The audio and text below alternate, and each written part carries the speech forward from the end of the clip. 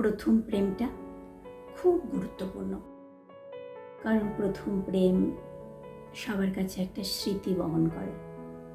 ওই যে ছোট্টবেলায় ডায়েরি লেখা, প্রথম পাওয়া গোলাপ ফুলটা চিটিয়ে রাখা, যে চকলেটটা দিয়েছিল সেটাকে হাউ মাউ করে খেয়ে তার প্যাকেটটাকে একটা আঠা দিয়ে ওই ডায়েরির মাঝে আটকে রাখা, চিপকে রাখা, আরো নানা স্মৃতি। কিন্তু প্রথম প্রেমটা যেমন গুরুত্বপূর্ণ, তাতে দুঃখ পাওয়াটাও কিন্তু খুব কমন ব্যাপার। কিন্তু দ্বিতীয় ভালোবাসা